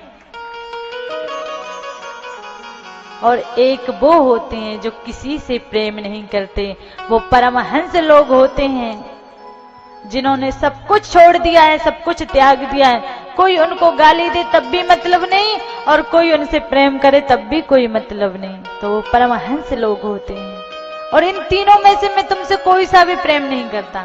तो नाथ, फिर कौन सा प्रेम करते हैं? तो मैं तो वो प्रेम करता हूँ गोपियों, ना अधिक देर तुमसे दूर रह सकता हूँ, ना अधिक देर तुमसे पास रहता हूँ। क्यों? अरे एकदम मीठा मीठा खिलाऊंगा गोपियों, तुमको अजीर्ण हो जाएगा, और मैं चाहता हूँ कि कहीं ये स्वाद कम ना हो जाए, मुझसे मिलने का आनंद कम ना हो जाए, इसलिए थोड़ा दूर होकर तुम्हें नमकीन दे दिया करता हूँ, ताकि जो मिलने का आनंद है उसमें और भी रस भर जाए, और भी रस भर जाए। और इधर श्याम सुंदर गोपियों को प्रसन्न करने के लिए अब हर एक गोपी के बीच में एक एक कृष्ण प्रकट हो गए। दो गोपी के बीच में एक कृष्ण प्रकट हो गए और गोल मंडल बना लिया है, और गोपियों को लगता है कि कृष्ण मेरे पास है, कृष्ण मेरे पास है। सब गोपियों को ऐसा ही लग रहा है, और वहां पर भगवान श्री कृष्ण गोपियों के साथ महारास करने लगे। बोले कृष्ण भगवान की जय हो। कान्हा रे थोड़ा सा प्यार दे, चरणों में स्थान दे दे। कान्हा रे थोड़ा सा प्यार दे, चरणों में स्थान दे दे। ओ गोरी घूंघट उगाड़ दे, प्रेम की भिक्षा झोली में डाल दे। ओ गोरी घूंघट उगाड़ दे, प्रेम की भिक्षा झोली में डाल दे। कान्हा रे थोड़ा सा प्यार दे, चरणों में स्थान दे दे।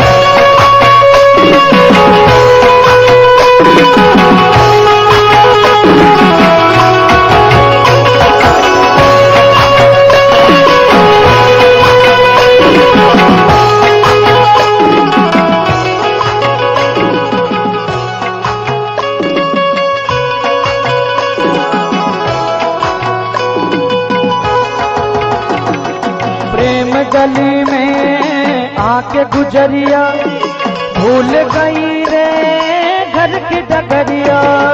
प्रेम गली में बाटे गुजरिया भूल गई रे घर की डगरिया। जब तक साधन तन मन जीवन सब तुझे अर्पण प्यार सांवरिया।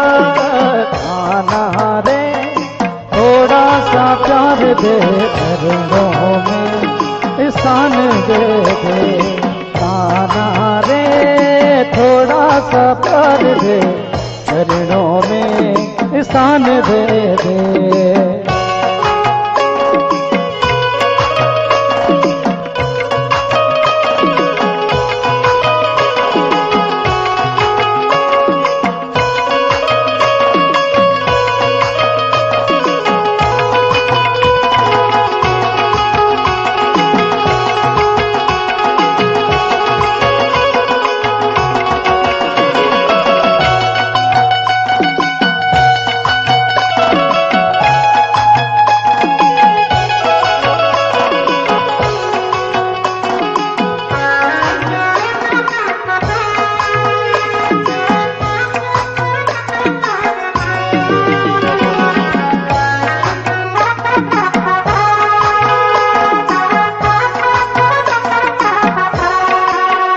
पंखिड़ा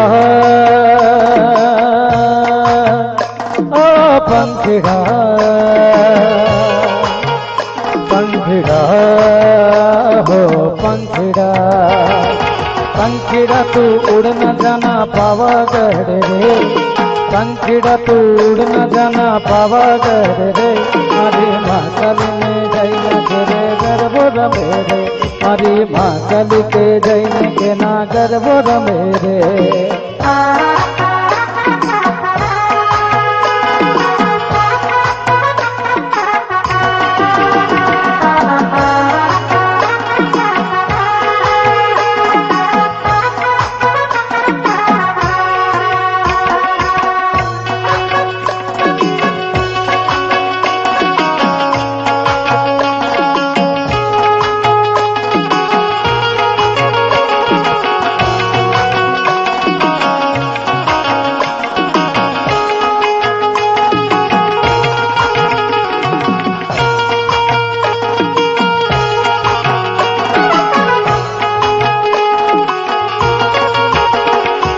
माया का तुमने रंग ऐसा डाला बंधन में बंध गया बांधने वाला। माया का तुमने रंग ऐसा डाला बंधन में बंध गया बांधने वाला। कौन रमापति कैसा है ईश्वर मैं तो हूँ गोकुल का गाला। कौन रमापति कैसा ईश्वर मैं तो हूँ गोकुल का गाला। ग्वाला रे थोड़ा सा प्यार दे ग्वालन का जीवन संवार दे। ग्वाला रे थोड़ा सा प्यार दे ग्वालन का जीवन संवार दे। आना रे थोड़ा सा प्यार दे चरणों में बैठा के तार दे।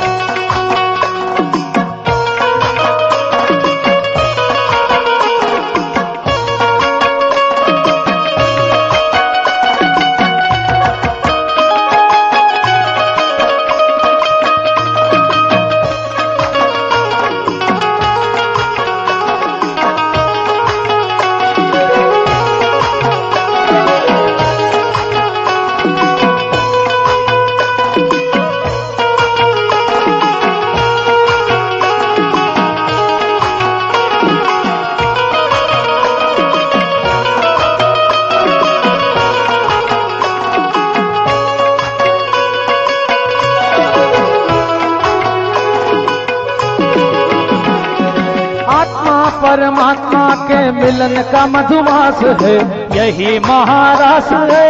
यही महारास है आत्मा परमात्मा के मिलन का मधुमास है। यही महारास है यही महारास है। त्रिभुवन का स्वामी और भक्तों का दास है। यही महारास है यही महारास है। कृष्ण कमल है और राधे सुवास पास है, यही महारस है, यही रास है। इसके अवलोकन की युग युग को प्यास है, यही महारस है, यही महारस है। आना रे थोड़ा सा प्यार दे, चरणों में बैठा के तार दे, ओ गोरी घूंघट उगाड़ दे।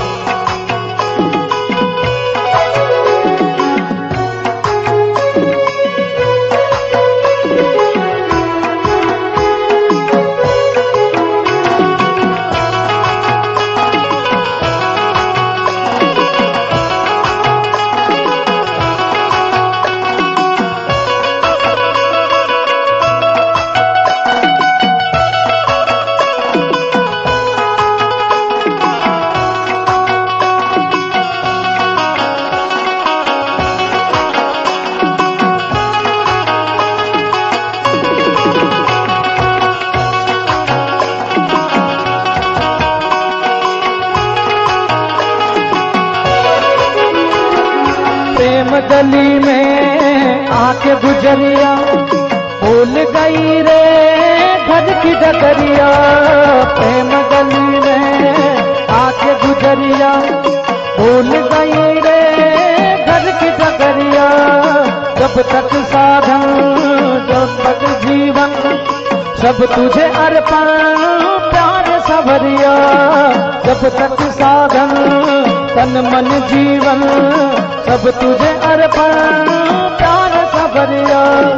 काना रे थोड़ा सा प्यार दे, चरणों में बैठा के तार दे।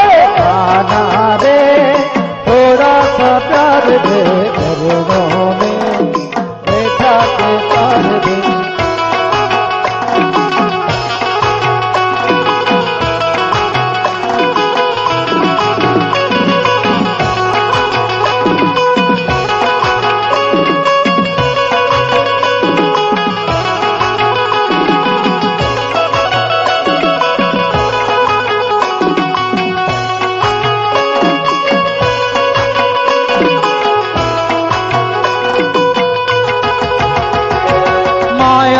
तुमने रंग ऐसा डाला, बंधन में बंध गया बांधने वाला। माया का तुमने रंग ऐसा डाला, बंधन में बंध गया बांधने वाला। कौन रमापति कैसा है ईश्वर, मैं तो हूँ तेरा गोकुल का बाला। वाला रे थोड़ा सा प्यार दे, चरणों में बैठा के तार दे।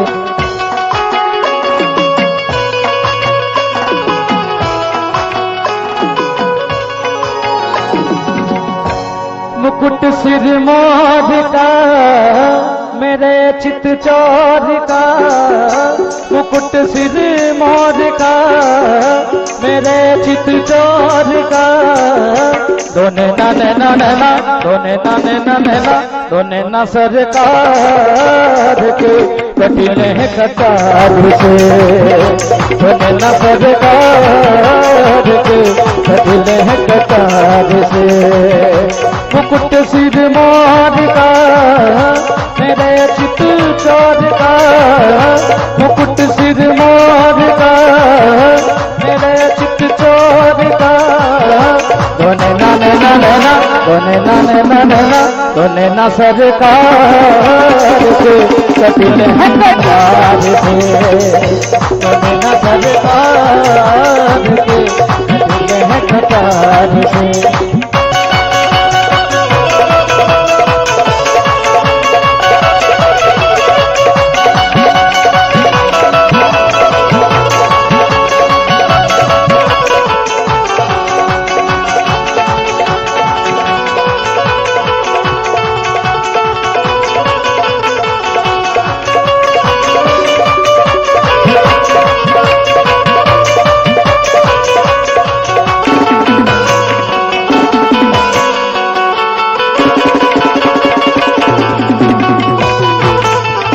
मेरा दिल तो दीवाना हो गया मुरली वाले तेरा, मेरा दिल तो दीवाना हो गया मुरली वाले तेरा, नजरों का ठिकाना हो गया मुरली वाले तेरा।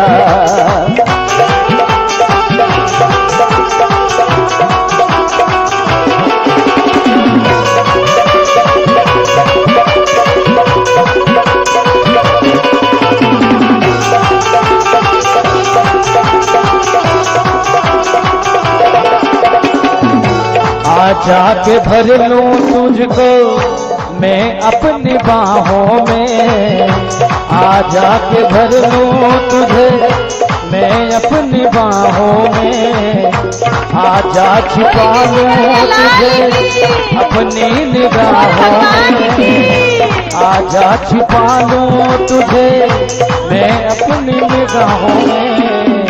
दीवानों ने विचार के कहा है ये पुकार के, दीवानों ने विचार के कहा है ये पुकार के, तो नैना नैना नैना तो नैना नैना नैना तो नैना सरकार के कटिले हैं कटार के, तो नैना सरकार के कटिले हैं कटार के। मुकुट सिर मोद का मेरे चित चोर का, मुकुट सिर मोद का मेरे चित चोर का, दोने ना नैना नैना दोने ना नैना नैना दोने ना सरकार के कटिले हैं कटार से, दोने ना सरकार के कटिले हैं कटार से।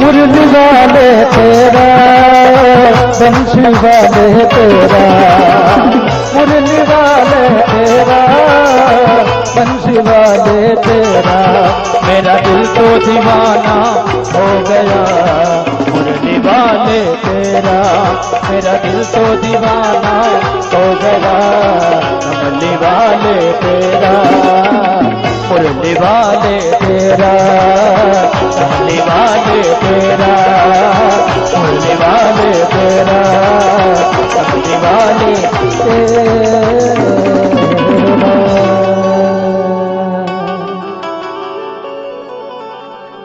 बोल कृष्ण कन्हैया लाल की। किस किस को अच्छा लगा, जिसको अच्छा लगा इनके ताली बजाकर सम्मान करें। ये वृंदावन से आए हैं और हम बरसाने वाले हैं। हम कहाँ के हैं? बरसाने वाले। तो प्रेम से बोलेंगे, प्रेम से बोलेंगे। बहुत सुंदर महाराज के दर्शन किए हमने। कन्हैया जी ने गोपियों के साथ महारास लीला की है, सब गोपियों को सुख दिया है। उसके पश्चात अब कन्हैया जी की मथुरा जाने की बारी आ गई। अब श्याम सुंदर मथुरा जाना चाहते हैं। अब तक आनंद और अब घमासान युद्ध। कंस ने अक्रूर जी महाराज को भेजा है कि जाइए और जाकर श्याम सुंदर को लेके आइए, क्योंकि वो हमारा काल है और उस काल को हम मारना चाहते हैं। अक्रूर जी महाराज ने सोचा इस दुष्ट को मैं मना करूंगा कि मैं कृष्ण को लेने नहीं जा रहा तो ये दुष्ट मुझे मार देगा, इससे अच्छा है भगवान श्री कृष्ण के दर्शन किए जाएं, भगवान के दर्शनों का आनंद लिया जाए। तो अक्रूर जी महाराज रथ पर बैठे हैं और रथ पर बैठकर जैसे श्री वर्षाने धाम श्री वृंदावन धाम में आए हैं तो आते से उन्हें देखा कि गोरज उड़ रही है। क्योंकि जब नंद बाबा मात्र के 9 लाख गायें, तो सोचो कि ब्रज में कितनी गौ माता होंगी, कितनी गौ माता होंगी। तो सांझ के समय होता था, शाम के समय, तो जब गौ माता जब वहां से आती थी, वापस वन से वापस आती थी चर के घास खा के, तो एकदम जब धूल उड़ता था उनके चरणों से, तो उन चरणों की धूल से सारा आकाश मंडल धूली में ऐसा हो जाता मानो कि रात हो गई है, इतनी धूल उड़ती। और भगवान श्याम सुंदर के वो काले काले बाल मानो कन्हैया जी के आसमानी, जैसे कि आकाश का जैसा होता है आसमानी कलर, वैसे बाल हो जाते, भूरे भूरे बाल हो जाते हैं। कन्हैया जी स्वयं ही ब्रजरज में पूरे सन जाते, ऊपर से नीचे तक ब्रजरज उड़ के ऐसी लगती मानो कि उनकी अंगों की शोभा बढ़ा रही हो। एक बार कन्हैया जी ने एक बत्सासुर नाम के असुर का वध किया। जब वध किया तो गाल वालों ने कहा कि अरे कन्हैया, तूने एक बत्सा को मारा, कुछ भी हो वो भले ही चाहे एक असुर था, पर था तो बछड़ा के रूप में, गौ माता का वंश था, इसलिए गौ हत्या का पाप तुझे लगा है। तो जा तू गंगा जी में स्नान करके आ, जिससे तेरे पाप धुल जाएं। तो कन्हैया जी ने कहा, अरे गाल वालों क्या बात कर रहे हो, गंगा जी स्नान की कोई जरूरत नहीं है, हम रोज करते हैं गोरज में स्नान। कन्हैया जी ने कहा, हम नित्य प्रति गोरज में स्नान करते हैं, पाप तो हमसे लाखों दूर रहा करते, लाखों कोस दूर रहा करते, आते भी नहीं, निकट झांकते भी नहीं। ऐसी गोरज की महानता भगवान श्री कृष्ण ने अपने शब्दों में स्पष्ट की। अगर कोई केवल गौ सेवा करता है तो उस गौ सेवा से भगवान को प्राप्त करने की सामर्थ्य रखता है, शक्ति रखता है, केवल गौ सेवा से। एक पटेल भक्त हुआ है, श्री वर्षाने धाम में एक पटेल भक्त हुआ है, बेचारा बहुत भोला भाला था, बहुत भोला भाला, कुछ नहीं जानता था, कभी पढ़ा नहीं लिखा नहीं, कुछ नहीं जानता। गोसाई जी के पास आया जो राधा रानी के मंदिर की सेवा किया करते थे। तो आया तो कहा कि महाराज हमें भी कोई सेवा में लगा लो, मंदिर में तो बहुत सी सेवा होती हैं, सामान आ रहा है जा रहा है, पैसा कितना चढ़ रहा है, बहुत सेवा होती है। तो गोसाई जी ने देखा कि अरे भैया इसको क्या सेवा दे,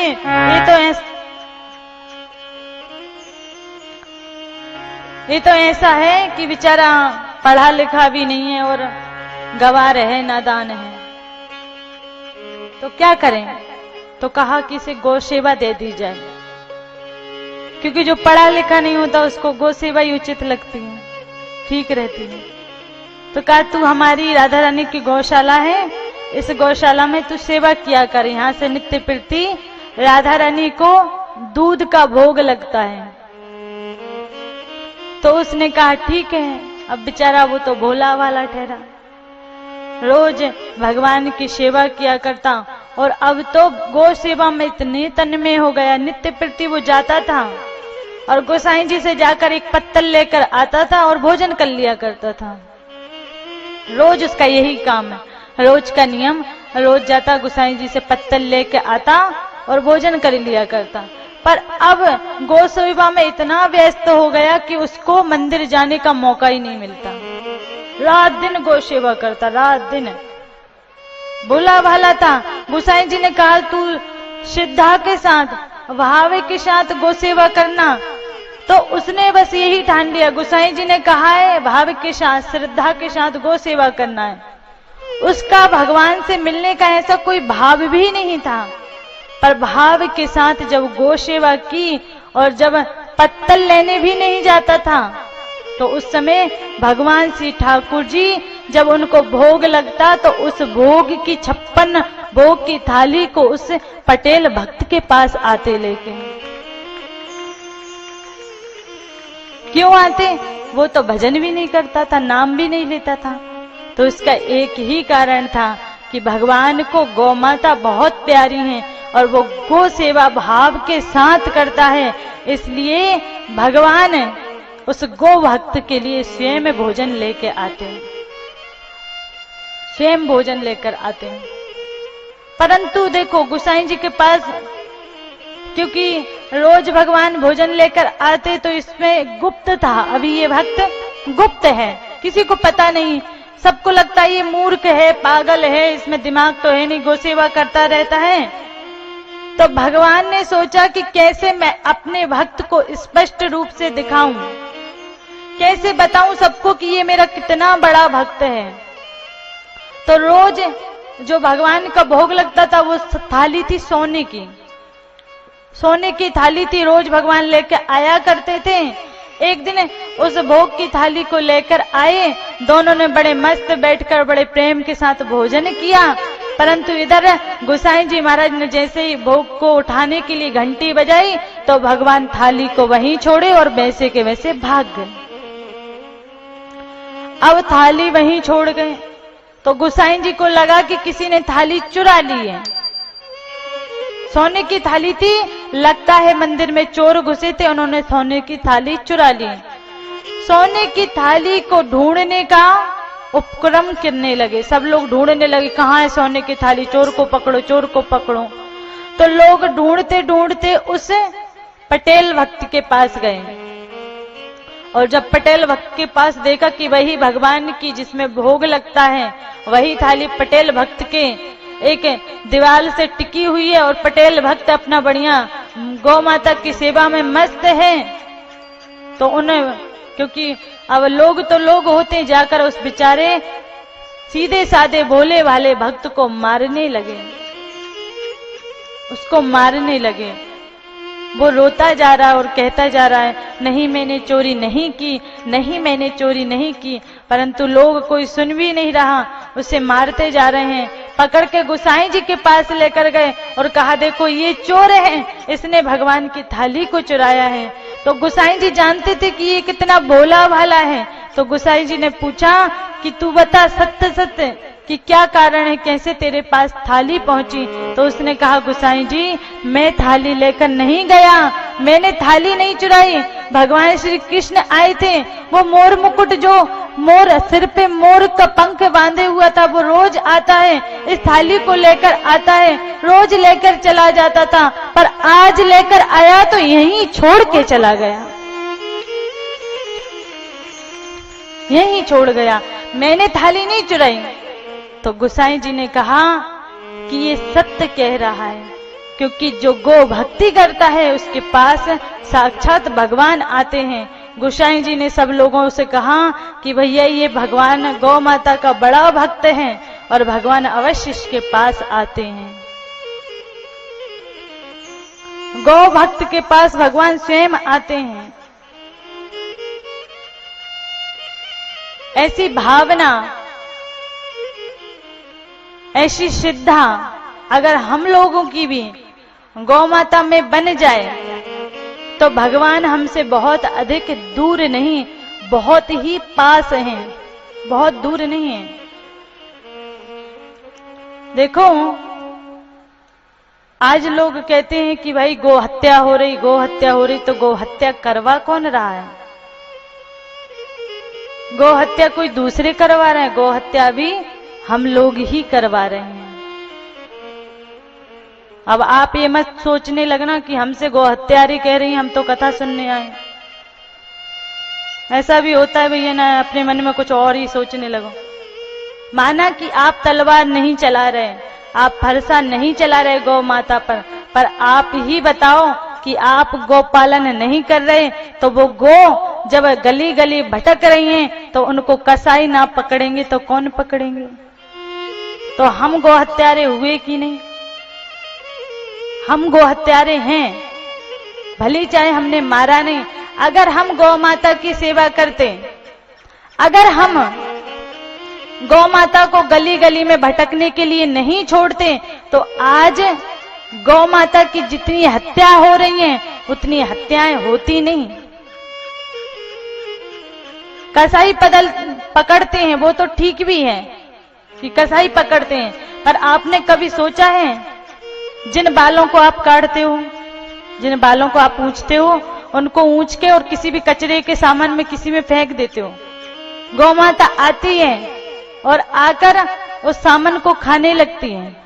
जब खाती है तो वो बाल जो उसके अंदर जाते हैं उससे उसकी नलियों में रुखाव हो जाता है, कहीं किसी नली में बाल फंस जाता है, उस बाल के फंसने से गौ माता की मृत्यु हो जाती है, मर जाती है कि नहीं हम हत्यारे।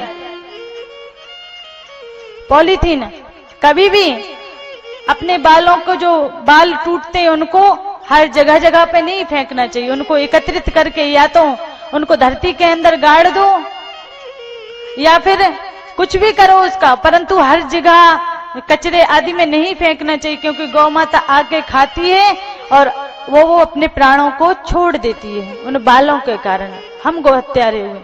दूसरा, पॉलीथीन में हमने कोई सामान लिया पन्नी में, क्योंकि पन्नी का कितना ही आंदोलन चलता रहे, सब बोलते हैं पॉलीथीन छोड़ो, पॉलीथीन छोड़ो, पर कोई पॉलीथीन नहीं छोड़ता। जो पॉलीथीन छोड़ने के नारे लगाते हैं वही पॉलीथीन को लटका लटका कर घर ले जाते हैं। अब उन पॉलीथीनों में हम मीठा सामान ले आते हैं, कोई भी ऐसा खाने का सामान ले आते हैं, हम तो खा लेते हैं, उसमें थोड़ा बहुत छोड़ देते हैं और फेंक देते हैं। गौ माता आती है, आकर उस पॉलीथीन को खा लेती है, उस सामान के साथ साथ वो पॉलीथीन को खाती है। उस पॉलीथीन को खाने से उस गौ माता की हत्या हो जाती है और उस हत्या के भागी हम लोग रहते हैं, उस हत्या को करने वाले हम लोग रहते हैं। भली अनजाने में हत्या हो रही हो, पर हत्या तो हमारे द्वारा हो रही है। कभी पॉलीथीन में कोई भी सामान लेके आओ तो कभी भी पॉलीथीन में कोई भी सामान छोड़ के और उस पॉलीथीन को बाहर कचरे में मत फेंका करो, इससे गौ माता की हत्या हो रही है। और सबसे अच्छा तो ये है कि घर से ही हमें बैग लेकर जाना चाहिए, थैला लेकर जाना चाहिए, ताकि किसी दुकानदार से पॉलीथीन लेने की आवश्यकता ही ना पड़े। हम लोग इतना डरते हैं, अरे गौ हत्या का पाप बहुत बड़ा पाप है, तो क्या अनजाने में किया गया पाप है वो पाप नहीं लगता हमें? वो भी लगता है। अब उससे भी डरना चाहिए।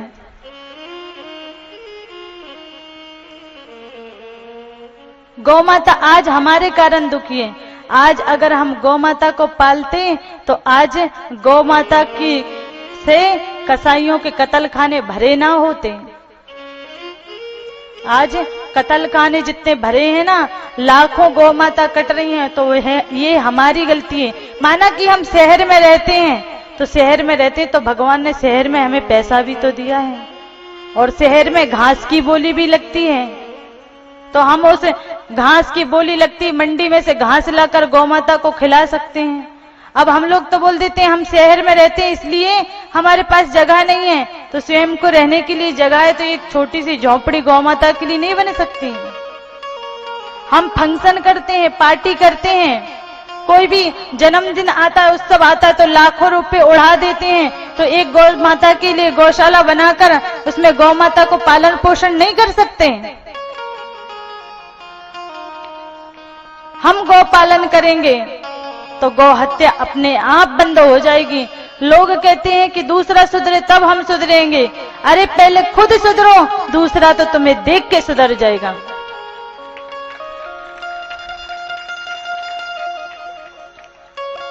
बूंद बूंद से ही घड़ा भरता है। आज एक व्यक्ति सुधरेगा, कल 1000 व्यक्ति सुधरेंगे। और अगर हम ये सोचते रहे नहीं पहले वो सुधरे उसके पश्चात हम सुधरेंगे, तो फिर संसार में कोई सुधरेगा ही नहीं भैया, सब बिगड़े ही रहेंगे, सब गलत काम, सब उल्टे काम ही करते रहेंगे। इस समय गौ माता का बचाव बहुत आवश्यक है, बहुत आवश्यक है, क्योंकि गौ माता के पास ऐसी ऊर्जा होती है जो कि उसके अंगों से निकलती है, और जो अंगों से निकलती है ना, तो जो हमारी कार्बन डाइऑक्साइड है, उस कार्बन डाइऑक्साइड के कारण जो बुरी गैस है, जिससे हमारे प्राण घातक हो रहे हैं, उस गैस को नष्ट करती है और एक अच्छी शुद्ध वायु हमें प्रदान करती है। और उस गौ माता के गोबर में तो साक्षात लक्ष्मी का निवास है। जहां गौ माता रहती है ना, वहां पर लक्ष्मी की कभी कमी नहीं रहती, धन की कभी कमी नहीं रहती। उसके मुख में भोलेनाथ विराजमान है। हमारे पास आए हुए जितने भी कष्ट हैं, जितने भी रोग हैं, जितने भी दोष हैं, भोलेनाथ स्वयं उनको खा लेते हैं। और हमारे जो अन्न हम देते हैं, जैसे कि सब लोग बोलते हैं 1 रोटी देना चाहिए गौ माता को, 1 रोटी देना चाहिए, तो क्यों देनी चाहिए? उस रोटी में हमारे दिन भर में हुए गए पाप, उन सब पापों को भोलेनाथ ग्रहण करके सब पापों को नष्ट कर देते हैं और हमें शुद्ध बना देते हैं।